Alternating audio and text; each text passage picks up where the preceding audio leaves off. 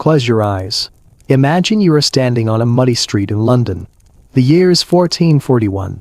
The air is cold and damp. It smells of wet earth, waste, and wood smoke. You hear a noise growing louder from down the lane. It is not a happy sound. It is the noise of an angry crowd. You hear shouts, the heavy clang of iron chains, and a sound that chills your blood. The raw, desperate sobbing of a woman. You turn to look. A crowd is coming around the corner. At its center, surrounded by armed guards, is a woman. Her fine dress is torn and filthy. Mud is smeared across her face and arms. A thin line of blood runs from a cut on her forehead where someone threw a stone. The woman is Eleanor Cobham, the Duchess of Gloucester. She is accused of witchcraft and treason, crimes that mean death. As she stumbles past you, dragged toward the Tower of London, your eyes meet hers. In them you do not see just fear. You see a terrible understanding. She knows this public shame is only the beginning. What waits for her behind those stone walls will take everything from her. Every piece of dignity. Every shred of hope. Every last bit of her humanity. You might think you know about the dark side of history. You have heard stories of dungeons and torture. What you are about to learn will change that. The truth of what happened to women in medieval prisons was not simple punishment. It was the systematic, deliberate destruction of the female spirit. The methods were so brutal, so cruel, that many history books refuse to describe them. Before we uncover these forgotten stories of suffering and survival, if you value learning history's hidden truths, please show your support. Let me know in the comments where you are listening from. It is amazing to explore these dark chapters together, connected across time by our shared curiosity. Today we pull back the curtain. We will learn what truly happened to women behind medieval prison walls. This is not the cleaned minor subversion taught in schools. The reality was too disturbing. This was not about rough justice. This was a calculated system. It was designed to break women's bodies, minds, and souls through a special kind of cruelty, a cruelty meant only for them. The horror started long before the prison cells were slammed shut. Arresting a woman in the Middle Ages was a public show. It served many purposes: punishment, entertainment, and a stark warning to every other woman. The message was clear: stay in your place or this will be you. When the authorities decided to take a woman, they chose the most humiliating moment possible. Let's look at the case of Marjorie de Maine, known as the Witch of Eye, also arrested in 1441. Guards burst into her home at dawn. They dragged her from her bed while she was still in her night clothes. They did not let her dress. Instead, they marched her through the crowded streets of London in nothing but her undergarments. People lined the streets. They jeered. They spat. They threw rotten food and garbage at her. This was not an accident. This was the policy. Medieval law often stated that accused women should be paraded through towns. The goal was to create maximum shame. It was a lesson for everyone watching. Town criers would walk ahead, shouting her crimes. Crowds gathered to watch the spectacle. Children were encouraged to join in, throwing mud and stones. They were learning early on what happened to women who stepped out of line. The violence during these arrests was both random and planned. Guards faced no rules about how to handle female prisoners. Women were often beaten. Their clothes were torn on purpose. Handfuls of their hair were pulled out. This was not mindless brutality. This was psychological warfare. Its goal was to crush a woman's spirit before she even saw her prison cell. The arrest of Eleanor Cobham gives us the clearest picture. As the wife of a powerful English lord, she lived in luxury. Servants obeyed her. Courtiers showed her respect. When she was accused of witchcraft, her arrest was a carefully planned show. It was designed to show her incredible fall from grace. The guards arrived at her home with special orders. They were to strip her of every symbol of her high status. They tore the jewelry from her body. They ripped her expensive dresses. They forced her to walk barefoot through London's dirtiest, filthiest streets. People who saw it wrote that she stumbled and fell, again and again. The guards just laughed. They refused to help her up. It worked exactly as intended. By the time the tower's gates closed behind her, the proud Duchess was gone. In her place was a broken, terrified woman. The laws around arresting women were dangerously vague. This was on purpose. It gave the authorities total freedom. Unlike men who sometimes had specific rights, women lived in a legal gray area. Normal protections did not apply to them. This legal fog was exploited. It was used to justify worse and worse treatment. Who accused these women? Often, it was rivals, jealous lovers, or family members who wanted their property. The accusations could be complete lies. But once the words were spoken, the arrest began. The system assumed the woman was guilty from the start. A woman's social class decided how she was treated. But every level brought its own special humiliation. Noble women like Eleanor Cobham faced public degradation. The goal was to prove that no status could protect a woman from male power. Merchant-class women faced different shames. The focus was on destroying the economic independence they had built. Peasant women endured the worst treatment of all. They had no social shield. No one to speak for them. They were treated like animals.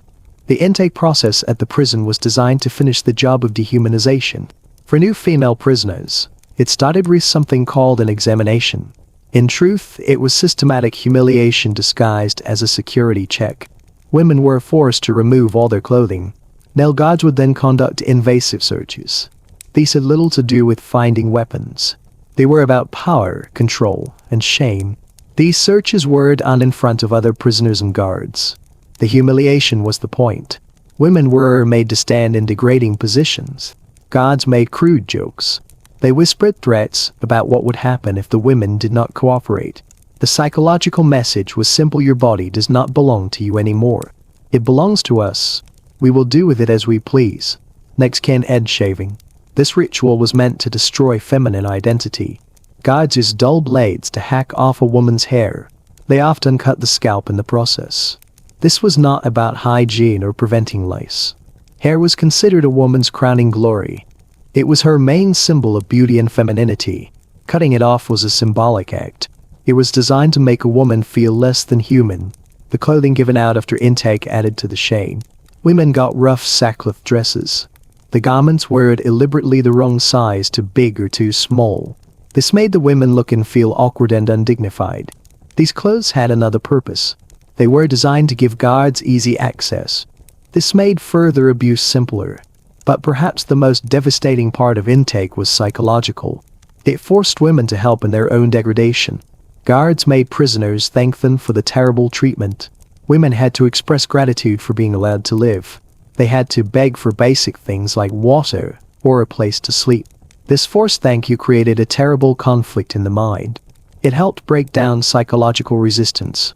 It prepared the woman for the abuse that was still to come. Accounts from the time describe women leaving the intake process as changed people. The proud, defiant person who was arrested was gone. In her place was a hollow, eyed shadow. She moved with the careful, fearful steps of someone already broken. And this was only the beginning. If you think the public shaming was the worst of it, you are wrong. That was merely the prelude. The true, soul-grinding horror began when the heavy prison door closed, sealing a woman away from the sun. Medieval prison architecture was not an accident. It was a deliberate weapon. The buildings themselves were designed to break the human spirit through sheer environmental pressure.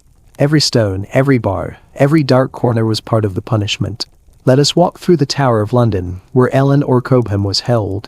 Its massive walls were not just for defense. They were psychological barriers. Their thickness whispered of permanence, of finality. To stand inside was to understand in your bones that escape was a fantasy. Hope itself seemed too fragile to survive in that air. Female prisoners were usually placed in the lowest parts of these fortresses. Often they were put in rooms below ground level. This was no accident. Medieval jailers understood that being underground created a powerful feeling. It felt like being buried alive. It choked hope and encouraged despair. The cells were built to a cruel science. A typical cell for a woman was 8 feet by 6 feet. She could lie down, but she could not stand up straight to walk more than a few shuffling steps. This was deliberate. It allowed survival but denied comfort, dignity, or meaningful movement. If there was a window, it was placed high up on the wall. A prisoner could not see out. It served only to let a little dirty light in and to let the guards look in. This created a terrible paradox. You were constantly watched, yet you were utterly isolated from the world. The lack of proper sanitation was a policy, not an oversight. Women were given a bucket if they were lucky. It was rarely emptied. They had to eat, sleep, and breathe in the same tiny space where they relieved themselves. The stench was constant, overwhelming. This was calculated degradation designed to reduce a woman to an animal state in her own mind. The air in these cells was thick and poisonous. Ventilation was deliberately poor. The air grew stale, heavy with the smells of waste, mildew, and decay. It was hard to breathe. This served many purposes. It weakened the body, created constant discomfort, and made the prison feel like a place where life itself was under attack. Lighting was a tool of psychological torture. Cells were kept in near-minus total darkness. A guard might bring a torch or a candle for a few minutes a day, just enough to prevent complete sensory deprivation. This manipulation of light destroyed a prisoner's sense of time. Was it day or night? How many days had passed? It was impossible to know. The mind began to unravel. Then there were the sounds, or the terrible lack of them. Medieval prison design was acoustically cruel. Stone walls muffled some sounds and amplified others. A woman could hear the distant screams of other prisoners, but she could not tell where they came from or who was making them. She could hear the heavy footsteps of guards approaching long before she saw them. The clank of keys, the slam of doors, the rattle of chains. This was the constant soundtrack of terror. It kept the body in a state of never-mind ascending anxiety. Water was another form of control. Just enough was given to prevent death by thirst, but never enough for true comfort or cleanliness. The constant, gnawing thirst was a physical reminder of helplessness. The inability to wash made the filth of the cell a part of you. Your skin itched. Your hair matted. You smelled like your own despair. The temperature was a silent torturer. In winter, the stone walls wept with cold. The damp chill seeped into bones, causing pain and sickness. In summer, the same stone trapped heat, turning the cell into a suffocating oven. There was no relief, no adaptation. Your body was in a constant war with the environment, and you were losing. Food was not about nutrition. It was about power. Meals came at unpredictable times, sometimes early, sometimes late, sometimes not at all.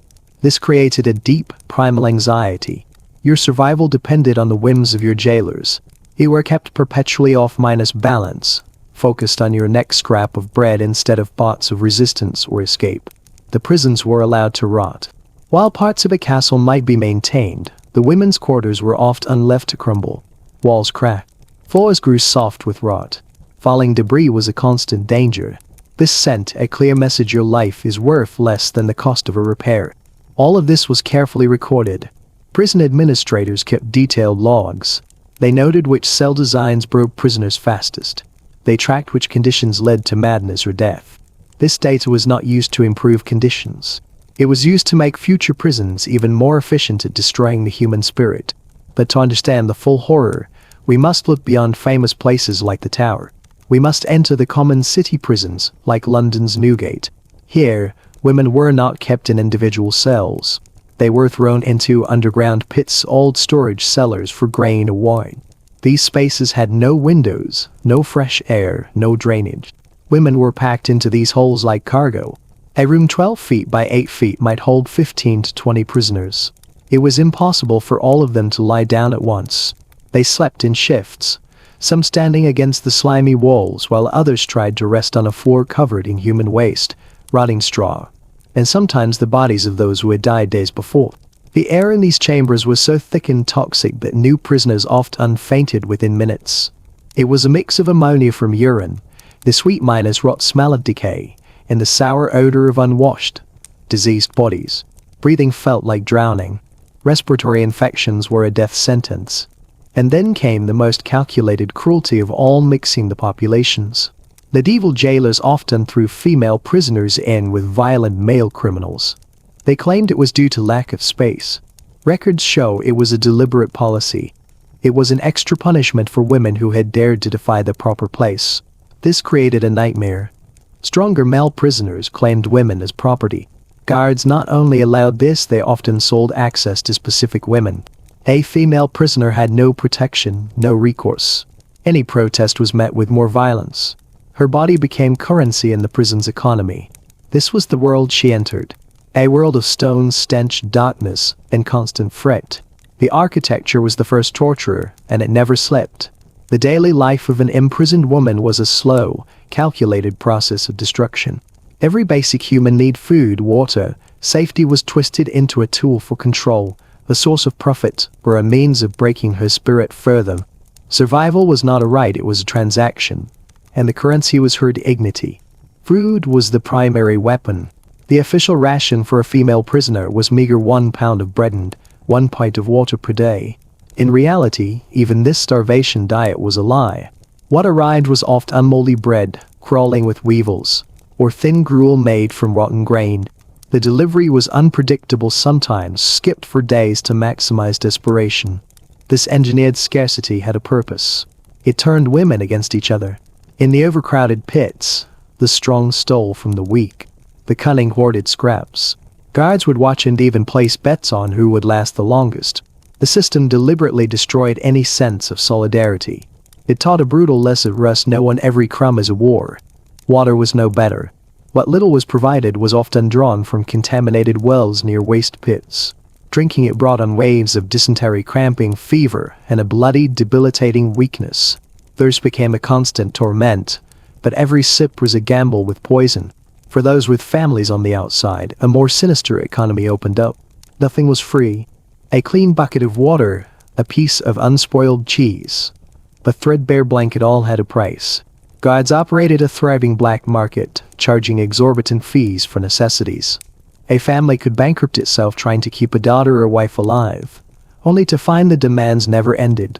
The message was clear: your loved one's comfort is a luxury you must buy, and we will bleed you dry for it. For women without family or funds, there was only one coin to spend: their own bodies. This was the most widespread and devastating economy of all. Access to female prisoners was systematically sold. Guards maintained lists, scheduled appointments, and collected fees from men on the outside, townsmen, merchants, even visiting officials. The prison became a brothel, but one where the women earned nothing and had no right to refuse. Pregnant women faced a unique and horrific calculus. Their condition offered no protection, it simply changed their value.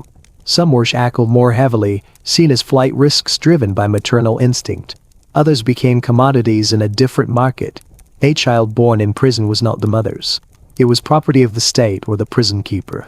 A healthy infant could be sold to a wealthy, childless family.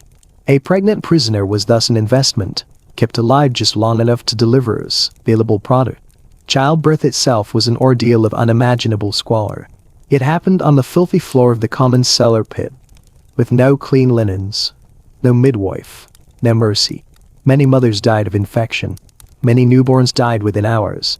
And here, the cruelty reached a new depth. The mother was often forced to keep her dead child's body with her until a guard decided to remove it. This forced companionship with death, its literal holding of her loss, pushed countless women into a final, unreturning madness. For those who survived, work awaited. Idleness was not permitted. Women were forced into labor that generated income for their jailers. They spun wool, sewed garments, took the tedious unraveling of old tarred ropes, or prepared food for the guards' tables. This work was not for rehabilitation or training. It was pure exploitation. The products were old, and the profit lined the warden's pocket. A woman's aching hands funded her own continued imprisonment. Disease was the great silent warden. Typhus, spread by lice in the filthy straw. Dysentery from the foul water. Scurvy from the complete lack of fresh food. Sickness swept through the packed chambers in relentless waves. The authorities did not try to stop it. Epidemics were a convenient form of population control. They reduced overcrowding and the cost of feeding prisoners. The dying were left among the living until their last breath, a constant reminder of the inevitable end. Medical care, in the rare instances it existed, was a parody of hell. A prison physician might appear, but his loyalty was to his employer, not his patient. His goal was rarely to heal. It was to maintain a prisoner at the minimum level of functionality, just healthy enough to work or be exploited, but never well enough to regain strength or hope. Herbs or treatments were sold at high prices, often placebos that did nothing. Pain was seen as part of the penitence, not something to be relieved. The seasons brought their own torments. Winter's cold bit deep into malnourished bodies, causing joints to stiffen and lungs to fail.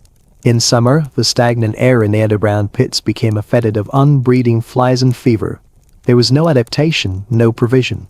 You were a leaf in the wind of the jailer's neglect. This was the daily reality, a body under constant assault from hunger, thirst, disease, and forced labor. A mind trapped in a cycle of degradation and fear. The proud woman dragged through the streets was methodically unmade. She became a skeletal figure with a hollow gaze, her spirit eroded like stone under a dripping tap. She was being prepared for the final stages of her ordeal, the specific, gendered punishments that awaited those who still showed a spark of defiance, or those whose crimes society deemed required a special symbolic breaking. To believe the suffering of these women was random, a product of simple barbarity, is to misunderstand history. Their torment was not an accident of a cruel age. It was legal.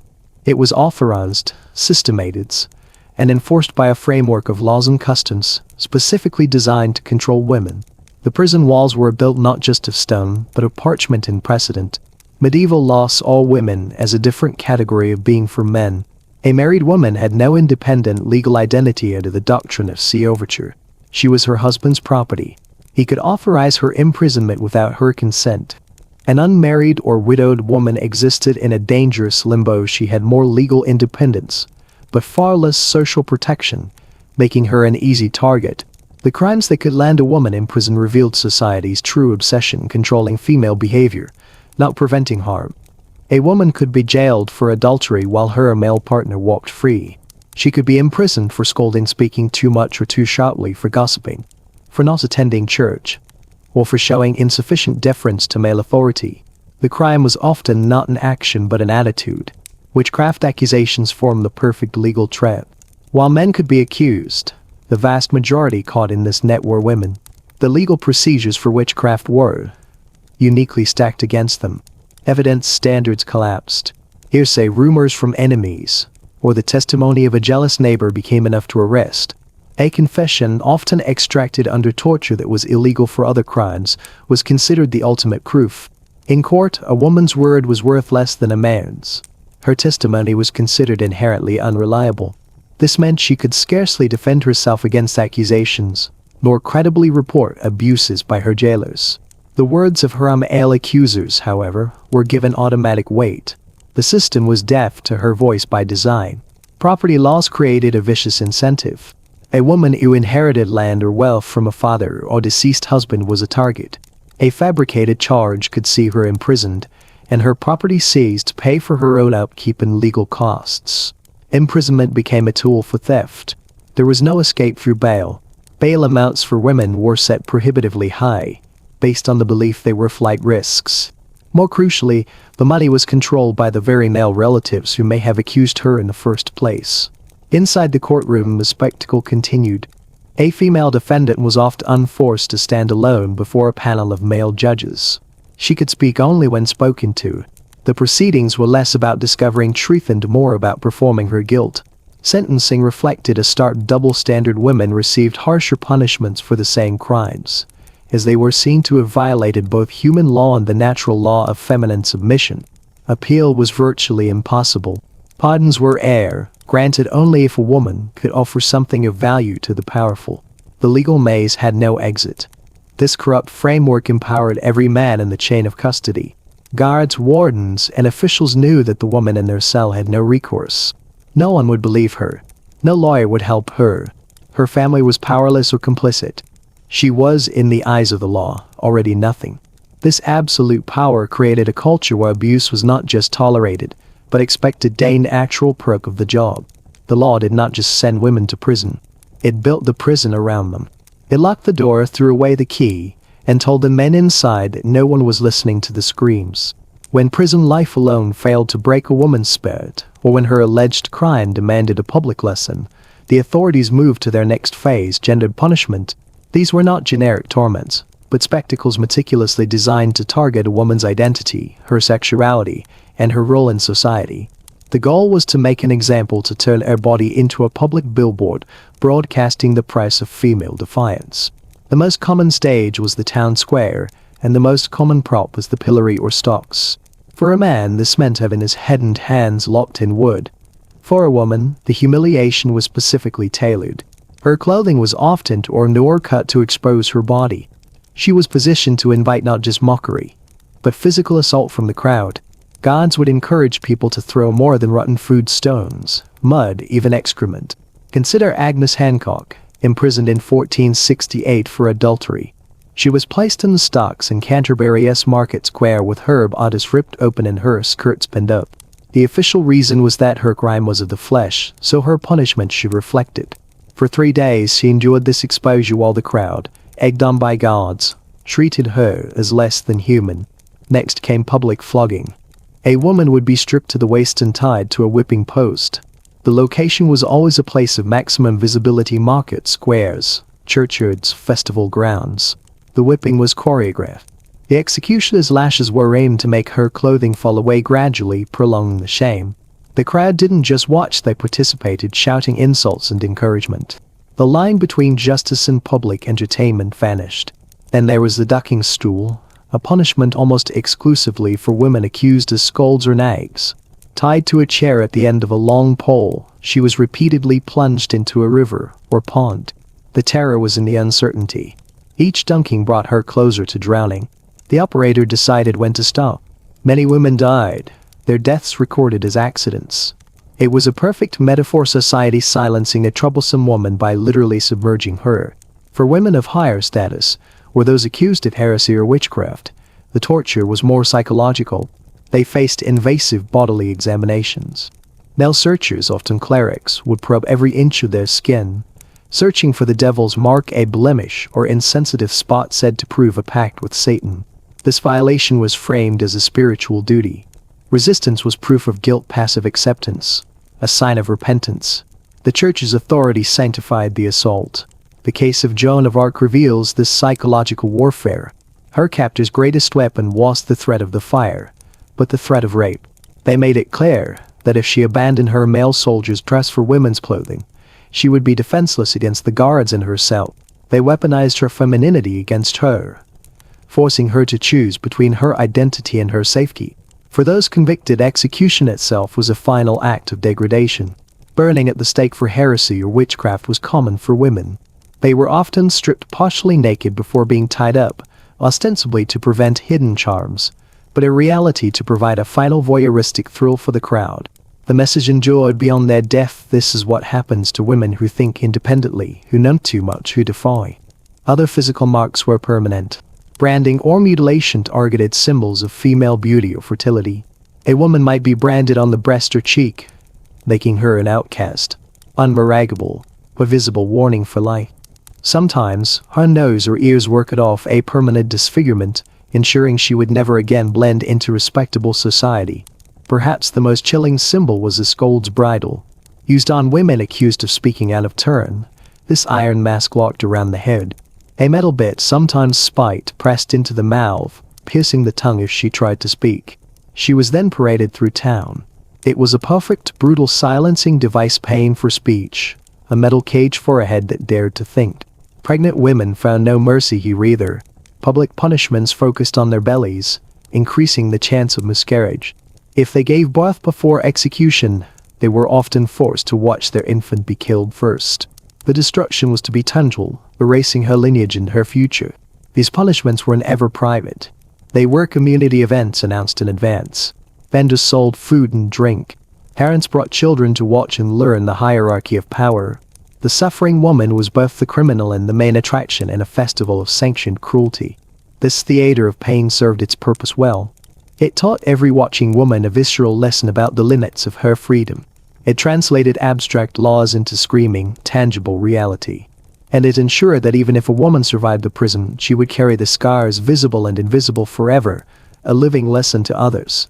The systematic destruction of women within medieval prisons was not the contained evil. Its poison seeped out through the stone walls and into the very foundations of society, shaping laws, attitudes, and family lives for generations. The screams in the dungeon echoed in the silent fears of every household. The family of an imprisoned woman was also sentenced. They faced social ostracism, seen as tainted by her corruption. A brother might find marriage prospects dimmed. A father's business could fail as customers avoided him. Children, left motherless, often starved, were forced into beggary or were sold as servants.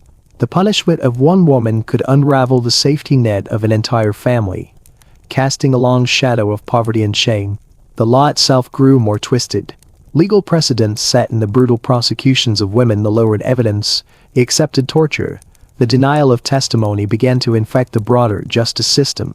What was perfected on female bodies became a tool eventually used against the poor, the foreign, and the politically weak. A door to cruelty had been opened, and it would not easily close. Religious teachings were warped to justify the unjustifiable. Scriptures about submission and sin were twisted into shackles. The church, which often ran its own even more secretive prisons, created a theology of suffering that painted abuse as divine correction. This poisoned interpretation of faith would linger for centuries, making it harder for women to find solace or advocacy within their own religion. Economically, the model proved profitable. The systems of extraction, selling access, charging families, exploiting labor became blueprints for other forms of institutional exploitation. The workhouses and poorhouses of later centuries learned from the medieval prisons playbook human misery could be made efficient and profitable. Yet, within this overwhelming darkness there were sparks. The story is not only one of victimhood, it is also a story of astonishing, quiet resistance. Women found ways to remain human when the system aimed to make them beasts. The greatest act of defiance was often internal, the preservation of self. Some women mastered the art of mental comprehensionlessly. They would perform the degrading acts demanded of them, but in a hidden chamber of their mind, they remained untouched. They were not the broken thing in the sackcloth, they were a daughter, a mother, the person who remembered sunlight. This mental fortress was unassailable. Secret networks formed.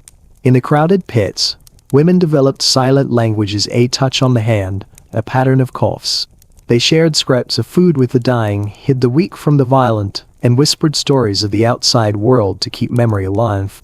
This fragile web of mutual aid was a direct rebellion against the prison's law of every woman for herself. Faith was reclaimed. While authorities used religion as a weapon, some prisoners stripped it back to a private, powerful core. Their prayers were not for forgiveness from their jailers, but for strength. They found a God of compassion in the darkness, a personal faith that no priest could control or violate. This spiritual resistance gave meaning to their suffering and denied their torture as a final victory. Memory became a sacred duty. Women spent hours recounting their lives before the prison, the taste of a specific apple, the pattern of a childhood quilt, the sound of a sibling's laugh. They made others repeat the stories, creating living archives. By refusing to let their past selves be erased, they maintained an identity that the prison could not own. In rare cases there was creative sabotage. A woman assigned to weave might subtly flaw the pattern. A cook run overseas on the guard's food. These small, risky acts were assertions of will. They were proof that even in total control, the sliver of agency could be wielded. It was a whisper that said, "I am still here and I can still affect your world." These acts of resistance left no monuments. They were not recorded in official ledgers. But they are the untold half of the history. They tell us that the goal of total destruction was never fully achieved. The human spirit, though bent and scarred, proved remarkably difficult to snap. The story of the medieval imprisoned woman is therefore a double ledger. On one side, a calculated ledger of pain, profit, and power. On the other, a fragile, priceless ledger of inner freedom, silent solidarity, and unbroken memory. We remember these women not to dwell on morbid cruelty, but to honor their suffering and their quiet, formidable resilience. Their history is a stark lesson in how systems of power can institutionalize brutality. But in their hidden defiance, we also find a timeless instruction that dignity can be guarded in the mind, that community can be forged in chains, and that the story does not end with the jailer's key. It ends with the whisper that survives. When the prison door finally swung open, whether because a family's wealth was exhausted in bribes, a sentence ended, or an authority's momentary mercy, a woman did not find freedom. She stepped into a new, equally brutal confinement, a world she could no longer understand, and a society that refused to take her back. Some minus called release was often another trap. Many women emerged with bodies broken by prison ailments and minds fractured by prolonged isolation and abuse. There was often no home to return to. A husband might have remarried, declaring her civilly dead. A father or brother saw her as an indelible stain on the family's honor. Her dowry had long been consumed by legal fees and prison bribes. She was a ghost, legally alive, but socially deceased. The city gates closed against her. Guilt would not admit a woman with a record, let alone the infamy of a jailbird. Respectable households would not hire her. Even begging was difficult. The townsfolk would recognize her, spit at her, and curse her as a witch or harlot. Many released women ultimately returned to crime, theft, or prostitution, as it was the only means of survival society left them, swiftly completing a vicious circle back to the dungeon. A convent sometimes became the last resort. Some families, for the sake of remaining dignity, would donate their unmanageable daughter or sister to a nunnery, paying a substantial devotion fee for the sisters to take her in. There she would spend the rest of her days in silence, prayer, and menial labor. It was merely an exchange of one prison for another, only this one bore God's name and a life sentence. The more hidden pain was psychological exile. Women who had survived through mental comprehension found they could not reassemble their shattered selves. The home preserved in fantasy no longer existed. The inner fortress used to withstand violation now became a barrier to forming real connections with others. They were often tormented by persistent nightmares, inexplicable terror, and emotional numbness. What we now call post-traumatic stress was then simply seen as being touched or marked by the devil. And for women who had suffered sexual exploitation, the cross was heaviest. If they had borne a child in prison, the infant would have been taken, its fate forever unknown. If they emerged with permanent and physical marks of their violation, disease, or injury, they were deemed utterly unclean. Society's contempt for the victim was often more potent and direct than its condemnation of the perpetrators. Most chilling of all was history's silence. These women's experiences were rarely recorded truthfully. A chronicler might note that a noble woman was imprisoned for treason, but would not describe her 3 months in the pits of Newgate. Legal archives recorded sentences, but not the jailer's ledger listing fees for her services. Their suffering was systematically erased from the historical narrative, rendered a triviality unworthy of record. Thus, when we attempt to tell their stories today, we are not merely recounting cruelty. We are engaged in an archaeology, excavating voices that were deliberately buried.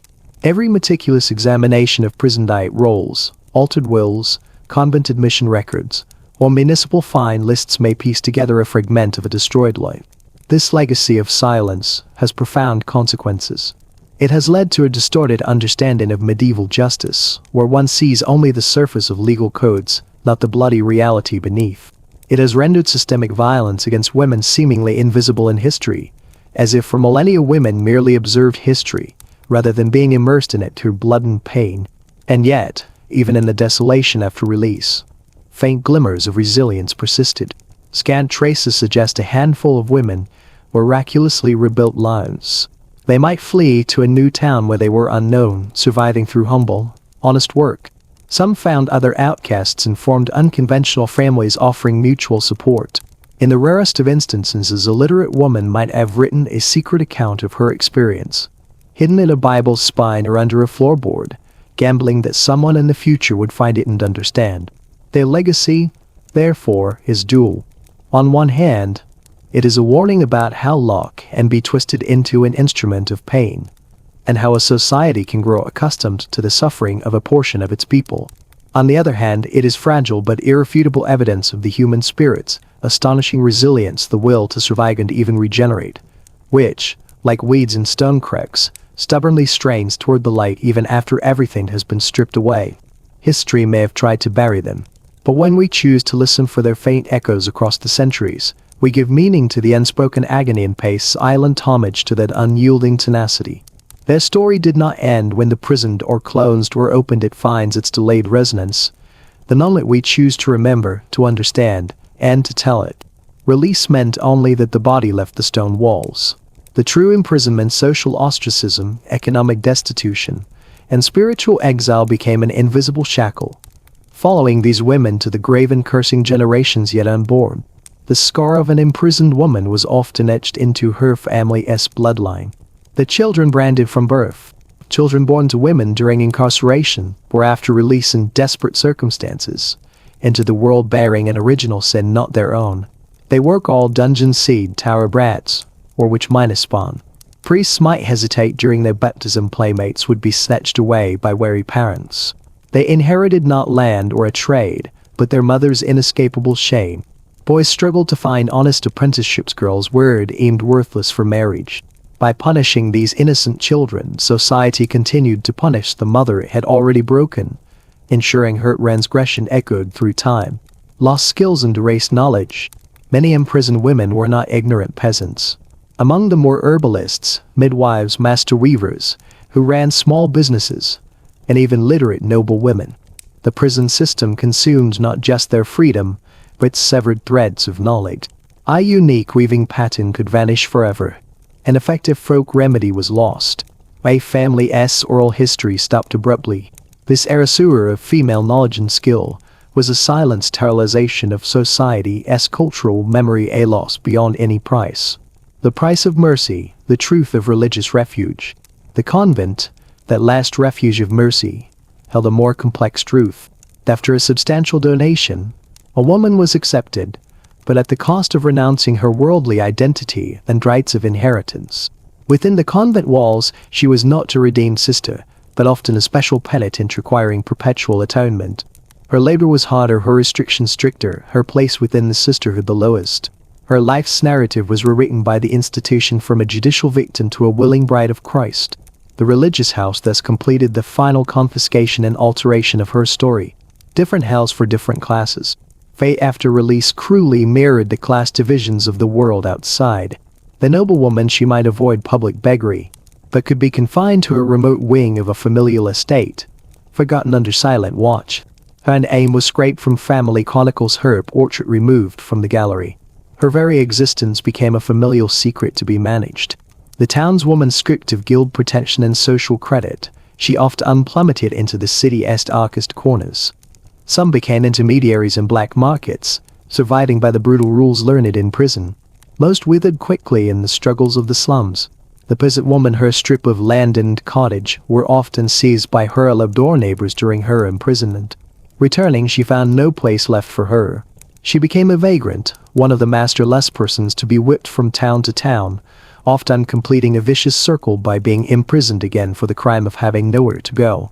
The ghosts, in the records and our gaze. Therefore, when we sift through late medieval town records, wills, and convent account books, what we often encounter are the ghosts of these women, a property record that ends abruptly, a jarring gap in a family tree, an unexplained donation in a ledger. The historian must learn to read these silences, to listen to these absences. Every unnatural rupture in the record is a vortex, left behind after a woman was swallowed by the system. To tell these stories is not to dwell in misery. It is, in fact, an act of resistance against the systemic forgetting that consumes individuals. When we give these ghosts names, experiences, and the inner worlds they fought to preserve, we engage in an ethical restoration. We affirm that their suffering was not trivial, and their resistance, even the quietest rebellion of the spirit, holds enduring human value. This final expansion reveals the long echo of oppression, how it twists the future, steals knowledge, and compels us to learn a new way of listening in the silent places of history. And each time we listen, we offer a small, enduring rebuttal to the ancient systems that tried to bury them. We remember not just the crime of the prison, but the crime of the silence that followed. In breaking that silence, we honor not only their pain, but their stubborn, flickering humanity, a light that no dungeon, however deep, could fully extinguish.